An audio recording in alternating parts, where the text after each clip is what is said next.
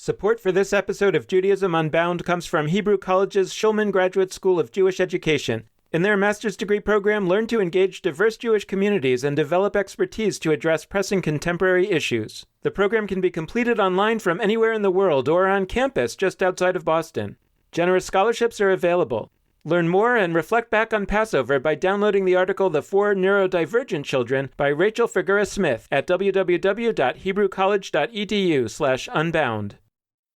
This is Judaism Unbound, episode 168, American Mussar. Welcome back, everyone. I'm Dan Liebenson. And I'm Lex Rofberg. And today we're continuing our 7-week period called the Omer, where we're trying to dive into a bunch of ideas that we think are really interesting and not talked about that much in the Jewish world. Today we're following up on last week's conversation about Mussar with David Jaffe with another writer on Mussar, Greg Marcus. Last week, we looked at the topic of Mussar with David Jaffe, who is an ordained rabbi, a professional Jewish educator, and someone who has been studying Judaism for many, many years and put a lot of his ideas together into his book and into his work. Today's guest, Greg Marcus, never set out to be a Jewish professional, a Jewish educator, and he's still not a rabbi. He has a PhD from MIT and worked for 10 years as a marketer in Silicon Valley. As we'll discuss in our interview, at a certain point, Greg was exposed to the ideas of Mussar, and he quickly went from being a learner to being a teacher, and ultimately put his ideas together to create American Mussar, a 21st century spiritual practice for an authentic and meaningful life for Americans. Greg offers guidance on how to lead a life of mindful harmony and spiritual integrity, drawing upon Jewish teachings and contemporary wisdom alike. Greg Marcus has written a book called The Spiritual Practice of Good Actions, Finding Balance Through the Soul Traits of Mussar, which is kind of a guidebook to American Mussar. Greg has left that world of Silicon Valley marketing behind, and today he is a writer, speaker, workshop facilitator, and stay-at-home dad for 2 teenage daughters. Greg is an extraordinary example of what we call the regular Jew who has the chutzpah, in a good way, to look at the Jewish world, say, I don't have to do things exactly as other people have told me, and to go through it all and mine it for what's meaningful to him and put it together in a new way, and to do so successfully that he's able to then share that with others. What Greg is doing is really what Judaism Unbound is all about. It's what we've been encouraging ourselves and you to do from the beginning, to feel that license to mine the Jewish tradition, remix it, and build something that is an experiment that we put out into the world and see how it goes. I should also thank Greg for one other service that he's done for Judaism Unbound. He's taken some of that old Silicon Valley marketing skills and led the process of our survey that you may have participated in. So if you did participate in that survey, you have Greg to thank. And we're all still working on processing all of that. So stay tuned for the information about where we're going to take all of what we learned in the survey. In the meantime, today we're going to focus on American Mussar, and we hope that it helps you put a set of ideas together this coming Shavuot and really have a more meaningful Jewish year next year. So, Greg Marcus, welcome to Judaism Unbound. It's so great to have you on. Thanks, Dan. It's a pleasure to be here. Greg, we're really excited to have you on as somebody who is actually the founder of a new approach to Jewish spirituality for our times. And it's built, of course, as most Jewish innovations are and should be, on what's come before. But you have created a particular approach to the idea of Mussar, which we talked about recently with David Jaffe, called American Mussar. And we really want to jump into what that's all about. But before we do, I really want to get a little bit of your story, because I think that your story is very important for our perspective as Judaism Unbound, where we've talked a lot about the capacity of people who are not rabbis, people who are not deeply educated in Jewish leadership through some formal institution, to come forward and say, I have a contribution to make. And so I'd really love to hear the story of how you came from where you started to starting American Mussar. Let me take you back 12 years to when I was 40. At the time, I was a marketer in the corporate world. I was in the genomics industry, and things were going great for me. I had a product that was very successful, but the problem was I was so dedicated to my work that I became a workaholic. I was working 90 hours a week. It was negatively impacting my health. It was impacting my relationships with my family and my 2 young kids. And then I became the scapegoat for a product launch that went bad, which entailed being publicly humiliated by the president of my company. And that night, my grandmother passed away. And this is someone who I was very close with. And I almost skipped her funeral. And I actually negotiated to delay the funeral a day so I could, quote, finish my work. It was with this background and feeling really down that I went into Yom Kippur that year. And I was probably a twice a year synagogue Jew, but I took the high holidays very seriously. And at about 3 p.m, they were chanting Torah, and I glanced down at the translation, and these words jumped out at me: "Don't turn to idols or molten things." And my first reaction was extremely dismissive. I'm thinking, hey, my life is falling apart here, and this is exactly what's wrong with Judaism. We're fixated on something which went out thousands of years ago. And then this phrase popped into my head, and it said, you need to do what's best for the company. And when I heard that, my stomach clenched and my palms got sweaty, and I started thinking about the nature of a corporation, and I had all these thoughts and connections, and I realized that I had turned my employer into a false idol. And doing what's best for the company, that was our rationalization phrase. And it's not doing what's best. It's very different than doing what's best. And I decided that day I needed to start reconnecting with Jewish values. I needed to get my life back on track. And within a year, I'd cut my hours by a third without changing jobs. And I didn't realize it at the time. That was my story at the age of 40, like Rabbi Akiva, where I began a spiritual path, where I began bringing Jewish values into my life on an everyday basis, not in terms of keeping Shabbat or lighting candles or going to services, but in terms of putting people first in my life. And that was really what got me started on this path. Well, I love that connection to Rabbi Akiva because I translated an Israeli novel about Rabbi Akiva, and one of the most important ideas of him is that he only started to learn at the age of 40. Before then, he was a poor shepherd who hadn't learned anything about Judaism, and he came and ultimately became a very important figure in rabbinic Judaism, and somebody that we look back now over the last 2,000 years and see as, that was okay that somebody could only start learning at 40. So how did you get from that place of openness to Judaism and that looking for elements of Judaism that you did connect to, while at the same time not becoming a traditionally observant Jew? I mean, first of all, I'd love it if you could talk a little bit about that process, about how you look back on what you did. It sounds like, you were kind of, we could call it, picking and choosing. We could call it some version of, maybe there's some tech metaphor for this, when we can go back and kind of mine something that's kind of fallen apart for the pieces that are still good. So I'd love for you to reflect on that a little bit. But also, I'd love to understand how you moved from that experience to specifically the area of Mussar and why that spoke to you, and what was the process for your starting to learn about this and then becoming a teacher of it before you really created the approach that you call American Mussar. Like many people my age, I think I had kind of a crappy Jewish education. I did become bar mitzvah, but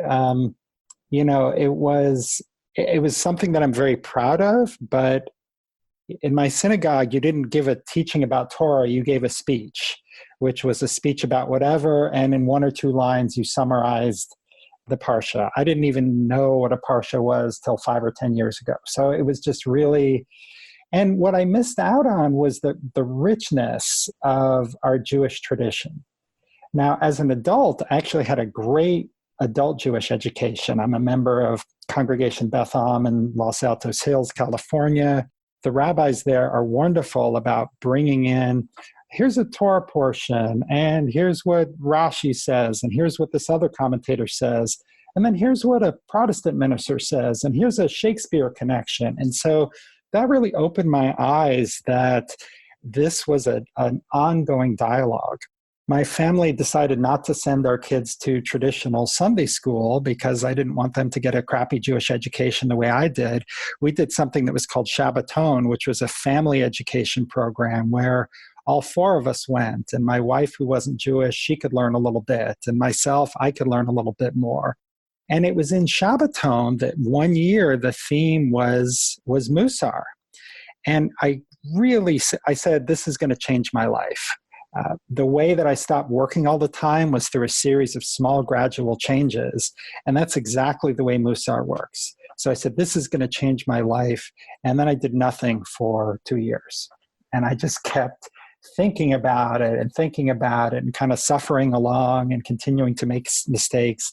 And finally, it almost got to the point where I couldn't stand it anymore. And I went to one of our rabbis, Rabbi Sarah Weissman, and I said, I want to teach Mussar at the synagogue. And she said, that's great. And I said, and I need to learn Mussar first. And she said, that's wonderful. And she had some money and she paid for me to take an online class from the Mussar Institute called Everyday Holiness. And I loved it. And I started reading every Mussar material that I could find. And just 2 months after I started the class, started taking that class, I was facilitating my own class. And it was, 10 or 12 people, most of whom were friends of mine who had no idea kind of what this was about. But they said, hey, we'll throw Greg a bone and we'll kind of go to his thing.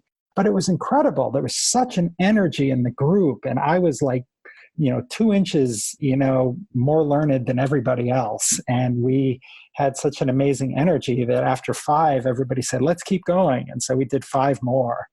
And then we did 5 more.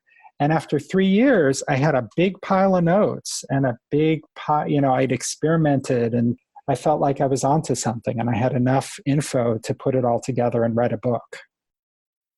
I am genuinely super intrigued at the idea of American Mussar on a few fronts. One is I think that in particular, there is this long tradition of Mussar that, traces its roots to Europe. And David Jaffe even argued that it traces its roots farther back into ancient Jewish texts. But taking all of that and mapping it onto a 21st century American context is a really, it's a cool effort. And it's something that you're doing. So I wanted to ask about that. And also more broadly, I wanted to name that, I think that's something we need to do generally with Jewish ritual. We seem to have inherited all sorts of observances from various areas of the world, and we're doing them in America now. But I don't know that people have consciously on all that many occasions been like, you know what, we're going to make a version of this that is ours, that is actually kind of new and American for our context. And it reminds me of a very early conversation in our podcast with Anita Diamond, where she talked about Minhag America, and where she was quoting Isaac Mayer Wise, the 19th century rabbi who was doing that. He really wanted to create sort of a custom, a minhag, a whole universe of Judaism that would be American. And so I think American Mussar has echoes of that. And so I wanted to hear from you both sort of what is it and what is it doing that's both taking elements of Mussar from the past and also, creating new forms of it. And more broadly, to the extent that you're interested in schmoozing about this too, what does it mean to make an American version of a time-honored Jewish ritual generally? To give you a little context, one of the ways that I think about Mussar is it's spiritual practical. And so I can give a practical answer for why I started it and a spiritual answer. And the practical answer is I wrote the book right after the Pew survey results came out in 2013. And I very much wanted to make Mussar accessible to that 70% of the American Jewish population who wasn't part of a synagogue. And I know this is something, you guys talked about a lot. You had a whole series about this. So it's how could I do something that really spoke to those people? So that's the practical aspect. The spiritual aspect is that I was at a Mussar Kala, which is a Mussar gathering, and we were doing a meditation, and I was deeply meditating, and it came to me during that meditation that I should call it American Mussar. And as I thought about it, I thought that really fit. Like in Ben Franklin's autobiography, he talked about 13 virtues and how you could focus on different virtues, different weeks. That was very much influenced one of the most influential Mussar books called Heshbon HaNefesh. And interestingly, he does not reference Franklin in the book because he was afraid that the Jews in Europe would not want to take an American Gentiles practice to be a part of it.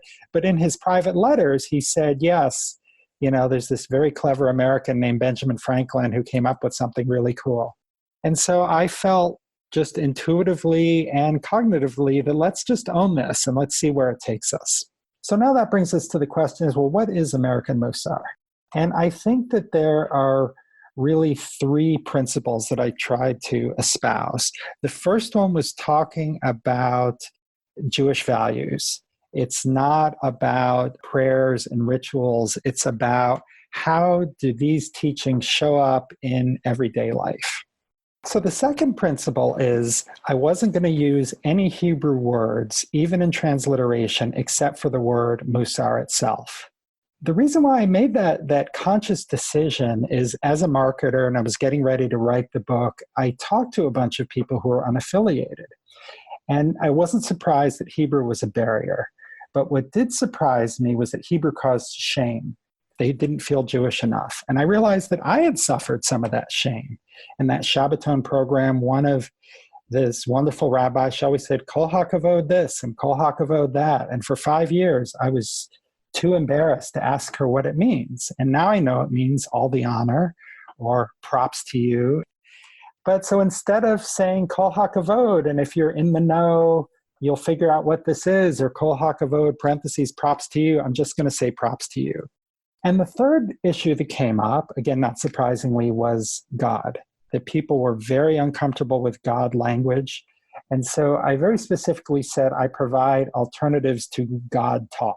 I don't keep the divine out, but if I try not to use the word God, I try to use the word divine or divinity.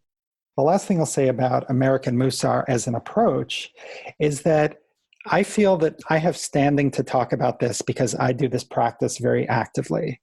Like I am on a journey myself, and it's my job to be transparent about my journey and then to put my hand out to invite other people.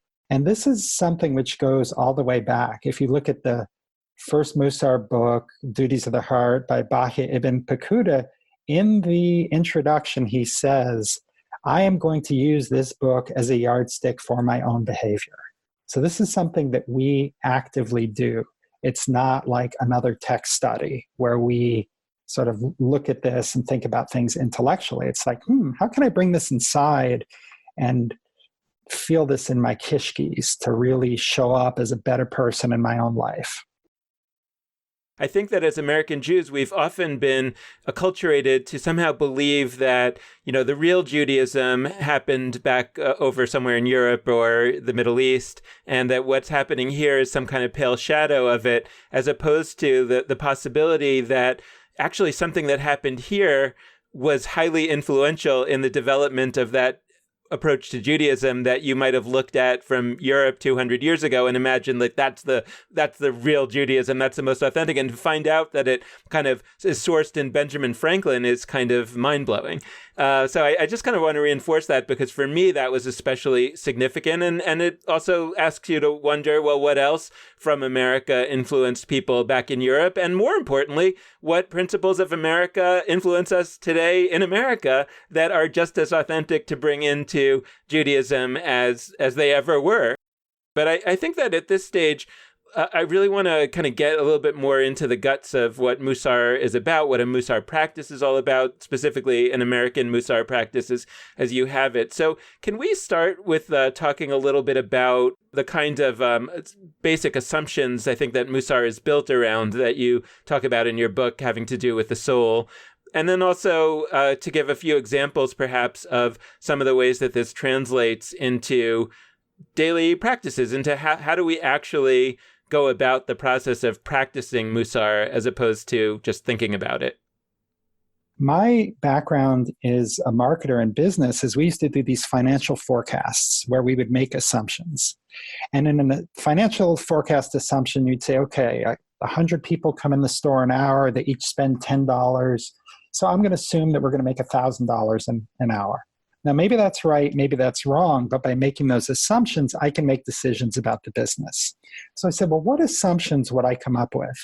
And in maybe 15 minutes, I came up with 4 assumptions. They have not changed at all.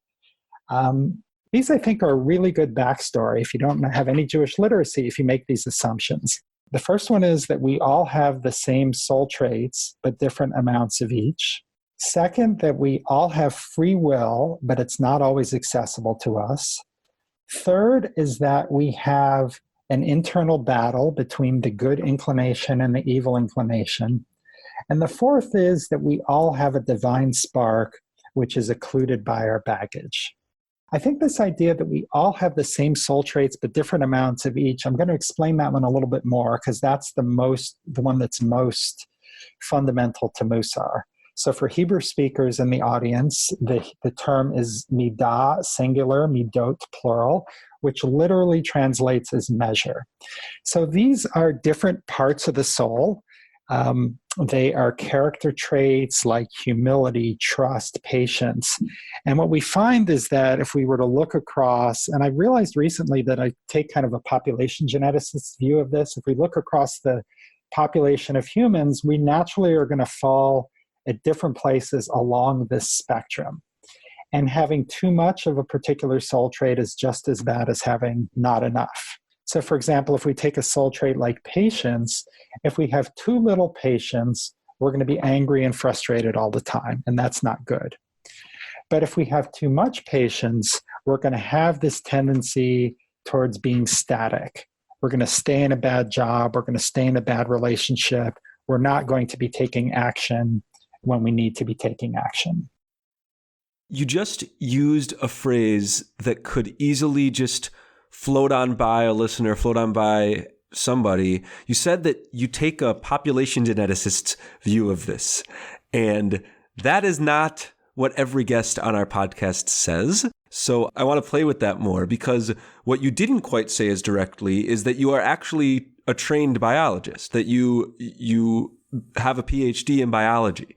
And that is very cool to me as somebody who has never come remotely close to anything like that and who struggled in 9th grade biology class. But I want to ask ways in which that part of you is not absent in this work. Too often we do this segmenting in our heads of, religion over here, science over there. We talked about this with Jeff Middleman when he's the founder of an organization called Sinai and Synapses, which blurs consciously the ideas of religion and science.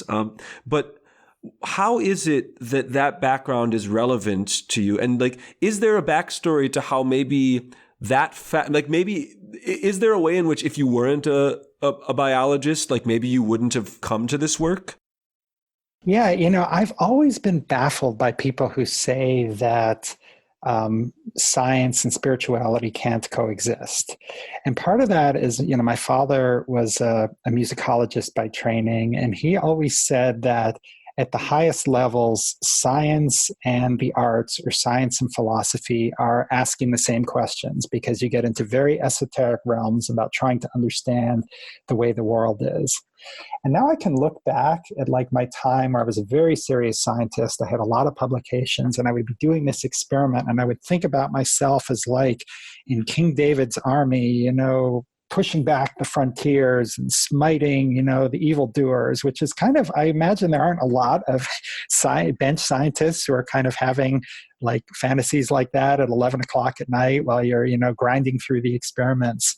And I'm just kind of now, I had a science reunion, and just now I'm sort of realizing how all of those threads have come into play, because as much as I'm trying to innovate, my book has 240 references in it.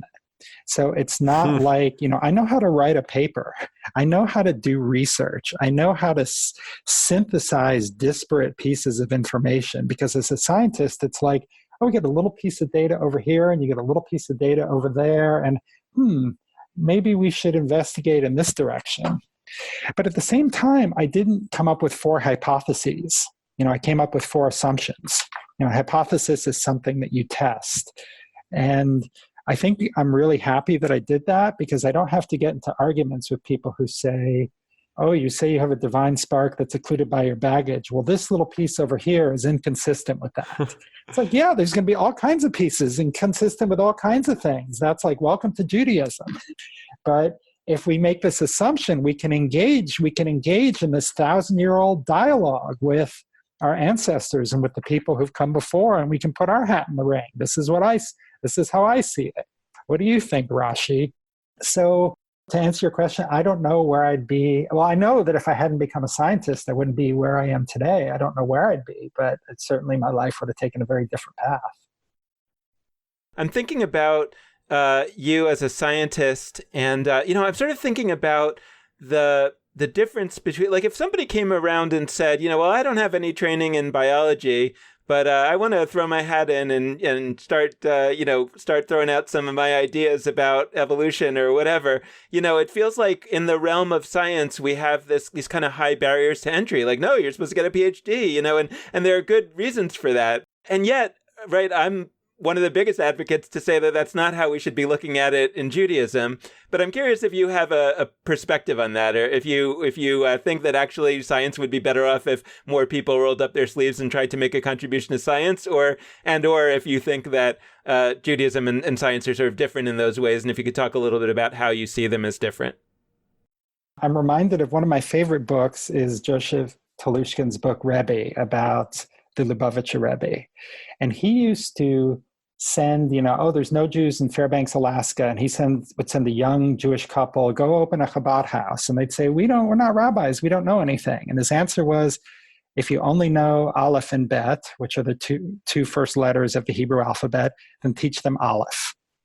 So I found that very reassuring, because maybe I know 3 or 4 letters, but those letters that I know about, I'm very comfortable. So I think in Judaism, we're a people of lifelong learning. And if you want to engage in the learning, what's different about Mussar, though, is you don't learn for the sake of learning. You learn for the sake of personal growth. And so I think the barrier should be extremely low. And I think it's part of our job as leaders in the Jewish community to kind of make those barriers as low as possible. If your issue is you don't even know where to begin, well, guess what? We are taught how to deal with that in the Passover Seder. We have a lesson from Passover about what to deal with someone who doesn't know how to ask a question. In the story of the 4 children, there's one question, which is, well, what about the child who doesn't know what to say? And the answer is, well, tell them that the Lord delivered us with a mighty hand from Egypt. It's one of really basic, simple concept. So we can give very basic, simple concepts for people to begin to chew on. I'm curious about just one more question about the distinction between Judaism and science, or Judaism and other sort of realms where people imagine that it's important to be a professional, to be fully, to have studied everything. And because I think that a lot of Jews think about Judaism that way. A lot of rabbis, I think, are trained to think about Judaism that way, that Judaism is like science. There is a system, it is a body of knowledge that until you've gained some level of mastery, you shouldn't be in the business of teaching it, and you certainly shouldn't be in the business of mucking with it, of changing it, of picking and choosing within it. And I very much, I'm also trained, by the way, as a scientist and as a biologist, and I definitely have this like deep sense that Judaism is not like science. But it would be wonderful if you could kind of help us understand a little bit about, as you see it, why they're not similar. Science has real world consequences. And I do shudder that there's more of these kind of do genetic engineering in your garage kind of kits that are coming out. And if you like genetically engineer some mosquito and then release it into the world, that could be, oops, I accidentally created an ultra virulent malaria carrying mosquito resistant to all pesticides. Oops.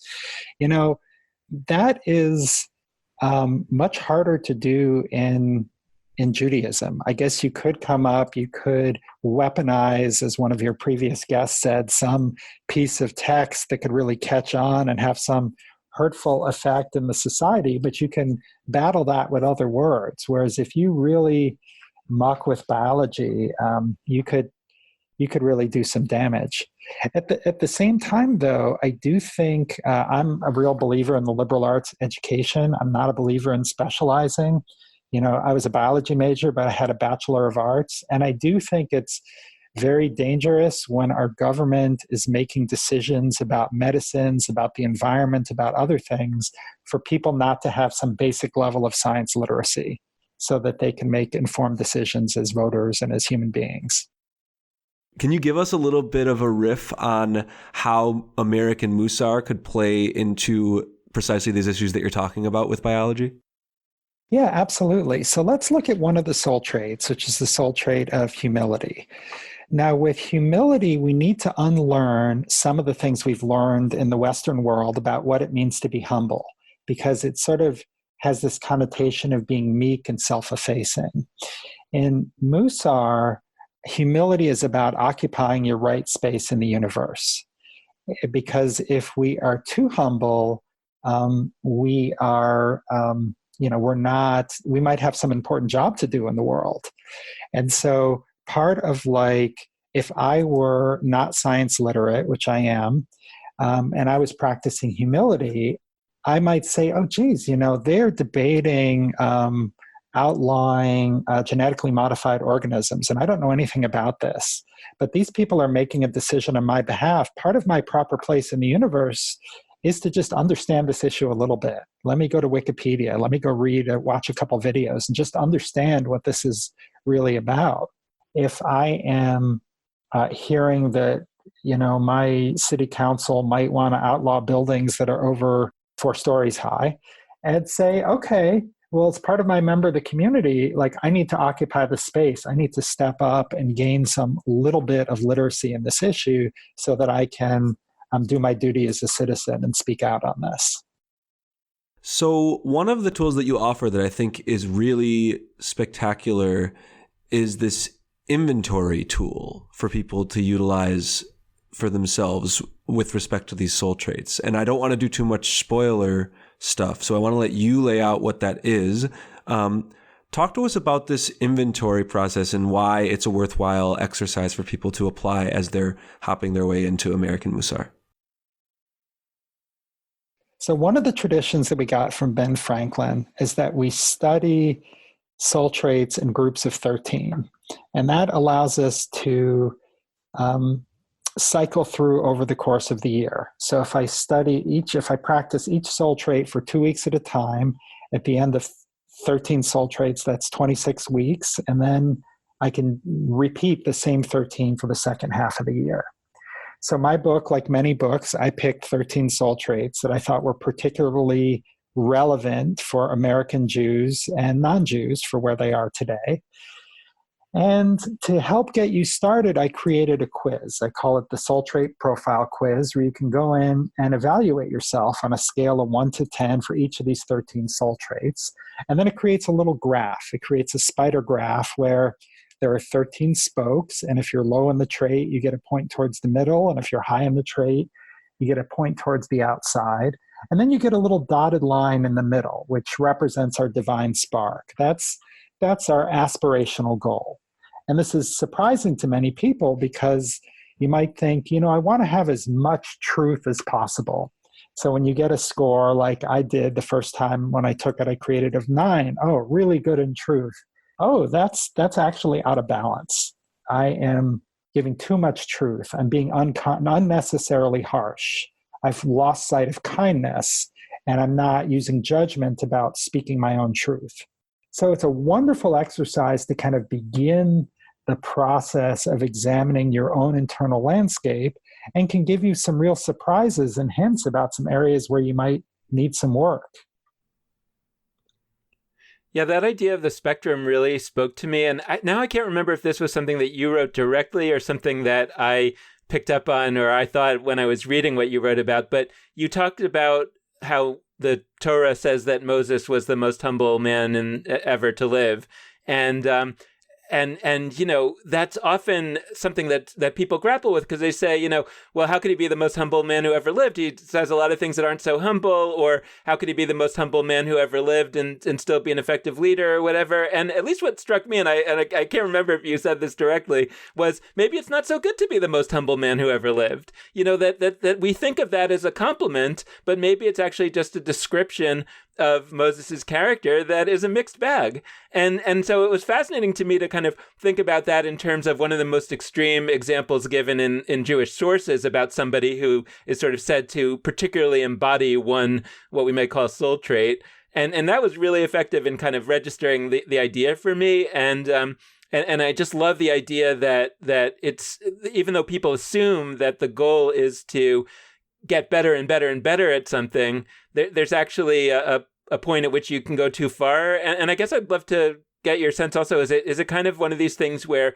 if you get better and better at one trait, you potentially get worse and worse at others because, your attention gets focused only on one trait? Or, how do you live in or like, what's the aspirationally, how do you kind of live in the best balance? What does it look like to sort of get it right? Well, you bring up a really important point, with what you said at the end. One of the reasons why we rotate through traits some people do it for 1 week, some people do it for a month. For me personally, the sweet spot is to rotate every 2 weeks, is that we don't want to get stale. You always want it to be fresh. And if you did only focus on one trait at a time, I think there might be some risk that you would overdo it and that you would lose sight of something else. So by rotating, we constantly keep it fresh. And also there are things which, I didn't think patience was an issue for me. And if I were just picking and choosing, I never would have worked on patience. But actually, I discovered like 10 seconds into working on patience that it was a huge issue for me. And that's a very common human occurrence, that we all have our own blind spots. So just by following the program, we get an opportunity to see into those blind spots. But if we're doing if we're doing the practice in that way, we're balancing each trait a little bit. It's kind of like, I don't know how you balance tires on a car, but I imagine, okay, I fixed the left one, and okay, now I got to tweak the right one a little bit. And, okay, now the left one needs a little bit more tweaking. So as we work through these same traits again and again, we're constantly tweaking, and we're sort of slowly moving towards balance in a holistic way. Because we call these things midot in Hebrew, or we call them soul traits or character traits in English. But the reality is that they're not actually different things. They're just parts of the soul. But the soul is beyond our ability to grapple with as a whole. So we create with what, in my opinion, is a useful fiction that there is something called the soul trait. And by focusing on that, or as one of my students called it, it's like extreme spiritual fitness. Today I'm working on my arm muscles, and tomorrow I'm working on my leg muscles. And it helps us make something that would be really intractable, something that's extremely tractable. Yeah, I really love what you said about, first, I was reflecting on the question about humility, and maybe it's not so good for Moses to be the most humble. I was thinking of the basketball player Wilt Chamberlain, who took a season and decided he was going to lead the league in assists. And it was actually very selfish. He wouldn't take wide open shots, and he would pass to his teammates specifically so that he would be able to say at the end of his career, he led the league in points lots of times, that he also had this year where he led the league in assists. So I think that there's something there about being far too humble, or even where the humility feels like humility, but it's actually coming from a place of selfishness. So I wanted to name that. And in that spirit, I'd love to hear more examples of how this looks. So when you take one of these soul traits, maybe you can give us a couple. What does it look like to take, I don't know, the trait of bravery, or the trait of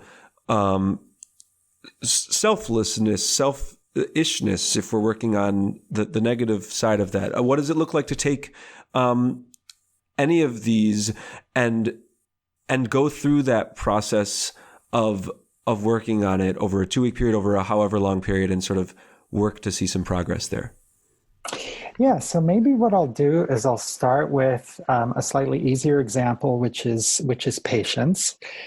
I had a wonderful student and friend. Her name was Sharon Delman, who unfortunately died very unexpectedly at a young age.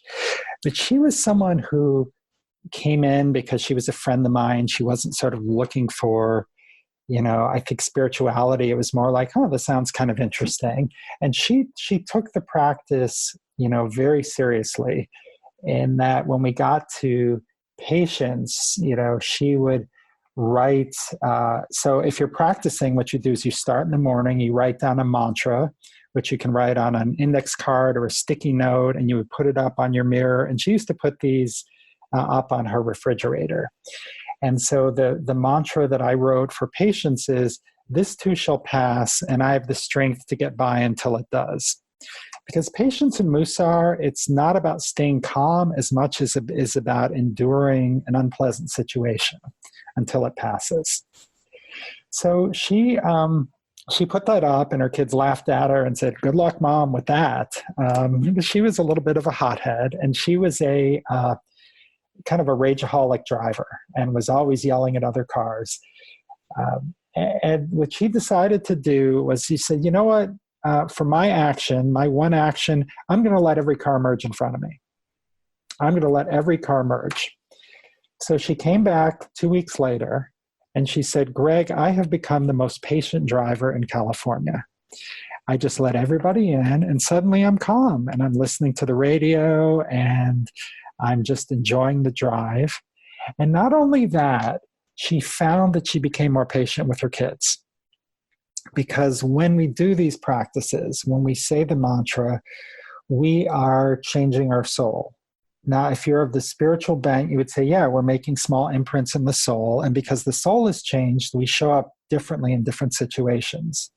Now, maybe you're more of a neurobiologist and you're saying that we're rewiring brain pathways by our actions, and that with that new brain pathway, we're showing up differently. From an American Mussar perspective, it really doesn't matter. I don't know whether Sharon saw herself on a spiritual quest or on a spiritual journey, but she saw herself on a journey and she took it seriously, and she showed up in the world in a more menschy way, which made her life better and made her family's life better. I'm not sure if the right way to ask this question is to kind of connect it to one of these soul traits. So it may or may not be, but I'm trying to think about the experience of being overwhelmed. And I'm not sure if that connects to the soul trait of equanimity or which one of them you kind of see it as part of. But I think that there's this element of people's experience with Judaism where it's fundamentally overwhelming. It's like, I thought that to Judaism properly, so to speak, was to do X, Y, and Z. And now you're telling me I should also do Mussar.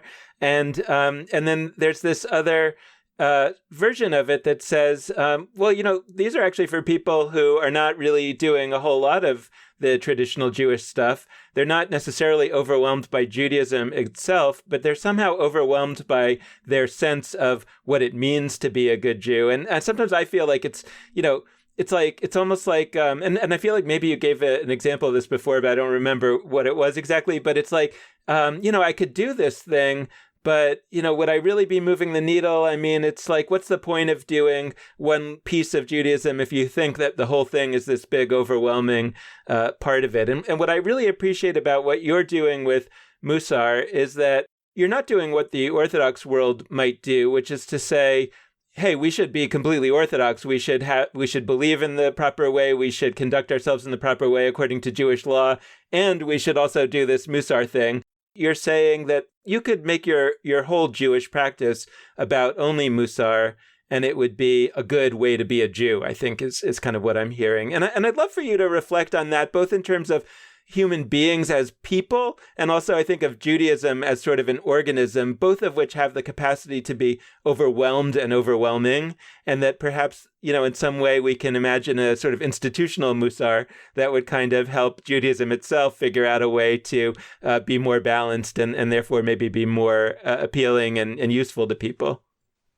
I think that Mussar is something that everybody could do. A way of looking at life and a way of living your life. Like, let me give you an example.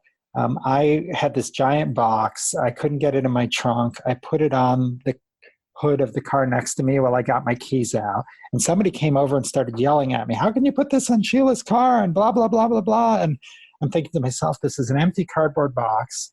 It's on a car. What's the big deal? So I, kept my cool. I apologized, and I wrote a blog post about this. And I realized that, okay, if I look at it from a Mussar perspective, I could say that part of practicing honor is that I need to respect other people's things. Or part of practicing humility is I shouldn't take more than my fairly allotted space. And that car is somebody else's space. So it helps me, it gives me a lens to sort of process the world. And yes, it's kind of self-helpy, and I'm less likely to get someone to yell at me in a parking lot in the future and kind of ruin my day over something which is really trivial. But it's also, I have an opportunity to bring that into the spiritual realm. We have this commandment, you shall be holy. Nobody defines what that is, but it's actually, you could say you should kind of be a good dude. You should be a good dad. You should be a menschy person. Menschy people don't put their stuff on other people's cars. Like, is it against the law? No. Is it really harmful? No. But if you're going to be like that really outstanding person of character, don't put it on your car. So I wrote a blog post about this. And all these people wrote to me and said, oh, you shouldn't feel bad about that. Don't be so down on yourself. It was such a big mistake. And the trick about Mussar and part of the journey is being comfortable saying, hey, okay, I blew it. I made a mistake. This was a small mistake. Sometimes I make big mistakes. But to say, okay, I missed the mark, which is one way of translating sin in Judaism, is to I missed the mark this time. I've learned from it. Next time I'll do differently. So you use the phrase "miss the mark," and I feel like Jewishly, that phrase is so deeply intertwined with the high holidays.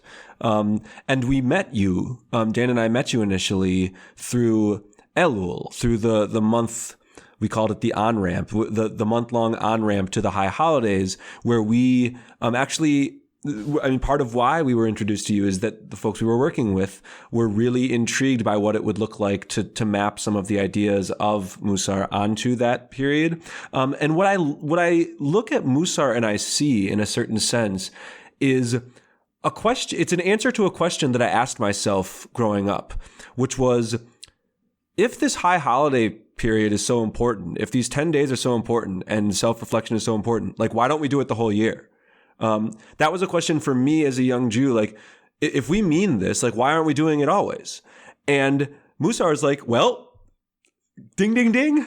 You're now going to look inward and think about how to improve on certain character traits all the time.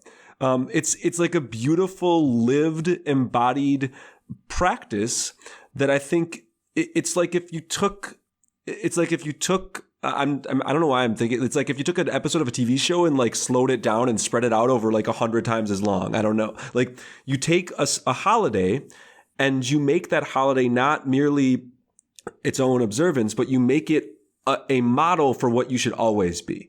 And that's how I like to conceptualize Shabbat, as like, for one day we create a world that's at rest and that's sort of peaceful, Shabbat Shalom, and we try not to just have that be 1/7 of our time, but try to take that and have it be all the time. So I was curious, like, do the high holidays like take up a particular bandwidth in this for you? Is that time of year sort of an exclamation point for your Mussar practice, or does it feel more like, you know what, it's actually just 10 more days, or if you count Elul, 40 more days that I strive to have look like the rest of my time? Yeah, that's a wonderful question. I mean, I think the high holidays are an exclamation point, but they've always been an exclamation point for me. Like, that was the only kind of really Jewish thing that I did seriously for a long time, which was looking within. But what we call this process of looking within, the Hebrew word is heshbon hanefesh, accounting of the soul. And I told you about that rabbi who took Ben Franklin's work. The book he wrote was called Heshbon HaNefesh, Counting of the Soul. And one part of Mussar practice that I didn't talk about is journaling, which I was not a journaler. I am not as frequent as I would like to be journaler, but that's called Heshbon HaNefesh journaling, where that's the third leg of the stool. You have your mantra, you have, okay, how do I act differently during the day? And then it's, how did my patience practice show up in the day? How did my truth? Oh, wow, I had too much truth. I was not listening to somebody else's opinion. I was too insistent on my own opinion today. Okay, I'll write that down. That is my accounting of the soul. And both David Jaffe and I have done Mussar workshops around the high holidays, which is to kind of help. Boy, every year I keep coming up against that same issue. Yep, still pissed off at my dad, still unhappy with my job, still not going to the gym. And without a practice, you have nowhere to go with that. But if you can slot that into a Mussar practice, okay, well, what's one action that I can take today to move towards doing something differently? I guess the piece that I would love to get your thoughts on as we get towards our close is, could you help us understand a little bit about what's the value add of doing this from a Jewish point of view? Like, is there a way in which Mussar is a better way to try to improve ourselves than, trying to do the 7 Habits of Highly Effective People or the work of positive psychology and Martin Seligman, and they also have various journaling practices and things like that. So how do you connect this specific approach of Mussar and of Judaism and sort of make the case for why it's one that we really ought to give it a try? I mean, I try to avoid the oughtas, but I would say, for me, Mussar, as I see it, is a countercultural Jewish tradition, which goes all the way back. And there's this long argument between people who say doing Torah is enough, and the people who say you need to do Torah and do acts of kindness. And it even says in the Talmud that one who does Torah without acts of kindness, it's as if they had no God. And that's an emphasis that has been lost and maybe was never even that big a part. It's always been this minority view, but it keeps cropping up at all these different places in Jewish communities all over the world. These people saying, hey, but what about kindness? So I would invite all of us to give this a try and see how might we show up in the world as better people. Because whatever it is that you're trying to do, if you're trying to fight for social justice, coming as your whole self, being able to wholeheartedly and without like your own baggage holding you back is going to make you that much more effective. And if you want to dip into the spiritual realm, it's also going to make you more holy. So we are arcing to the close, and this has been sensational. You have an offer. This is the first time in Judaism Unbound history, as far as I can remember, but you have an offer for our guests that you wanted to voice before we go. So I'll hand it over to you, Greg Marcus. What's your offer to our listeners today? Right. So part of what I like to do is I like to talk to people one-on-one, and I do one-on-one coaching, and I also just do one-on-one discussions and conversations with people. And it can be about, how can Mussar enrich my own Jewish experience? Or it might be more, how can Mussar help me get unstuck from a situation at work or from some anger in my life or a relationship question? So if you go to americanmussar.com/unbound, you can sign up for a free 1-hour strategy session or consultation with me, where I will listen to your situation and we'll together find a Mussar practice to help you address it. So that's americanmussar.com/unbound. Awesome. Thank you so much, Greg Marcus, for joining us. This has been a fantastic conversation. You are very welcome. We hope you've enjoyed this episode, and we hope that you will be in touch with us, and we want to call out all the different ways that you can do that. First, you can head to our Facebook page, Judaism Unbound. Second, you can go to our Twitter feed at Judaism Unbound. Third, you can go to our website, JudaismUnbound.com. And last but not least, you can always hit us up via email at dan@JudaismUnbound.com or lex@JudaismUnbound.com. Before we go, we also wanted to say thank you to one of our sponsors. Support for this episode comes from the Ashman Family JCC in Palo Alto, California, whose vision is to be the architects of the Jewish future. The Ashman Family JCC is an incubator for new expressions of Jewish identity. It creates innovative Jewish learning, celebrations, and arts programs that inspire personal connections to people and ideas from across the Jewish world. Learn more at www.paloaltojcc.org. And with that, this has been Judaism Unbound.